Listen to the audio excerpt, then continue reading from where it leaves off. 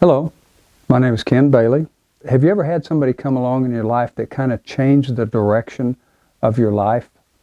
That's kind of what happened to me a long, long time ago when I met a man named Furman. I was working weekends at a truck stop, and I was just busting tables and dishwashing and stuff like this when all of a sudden this new cook came in. So when I saw this guy walk in, I was amazed by what I saw, because normally when people just dress normally and all this kind of stuff, and I'd seen chefs and they all wore different kinds of things, but here this guy come walking in and he looked like a naval officer instead of a cook. He didn't have bars on or shoulder boards or anything of that nature, but what he did have was a starched and pressed white pair of slacks. He had a white shirt, he had a black belt, and he had shined up black boots. And on top of his head, he had this white, chef's cap with right across the side of it, it said Furman, written in red. He wasn't talking to anybody. He was very, very quiet. But he was going around and he was adjusting things in the kitchen. I mean, he'd move this over just a little bit and he'd move that over a little bit. And he was just, you could tell he was getting ready to do something.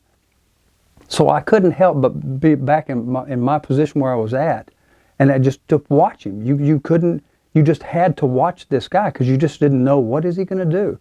And then the next thing you know, he's making pies after pies after pies, and we're like, what in the world?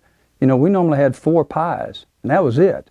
This guy's making like 100 pies, and we're like, what in the world? Our restaurant's fixing to go under, and this guy's it's a brand new thing.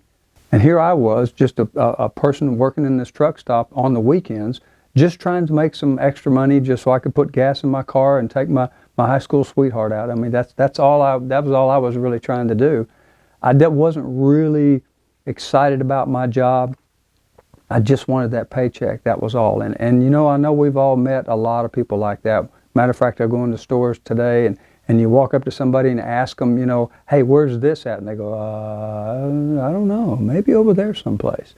And you can tell that their heart's just not in it. And that's the beauty of what this book is going to show you, is that Furman began to show all of us, every one of us in there, that we can be more than what we are.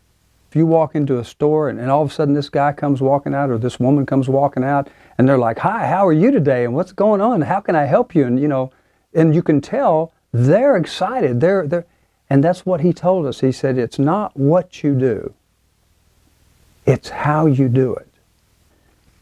He says, when I got up the next morning, I began having second thoughts about setting my plan in motion. I thought about how it could backfire on me and cause more problems than we already had. Besides, I was the youngest out of everybody who worked at the restaurant. There was no reason for Furman to believe in me. He should be relying on the owner or even Miss Fine.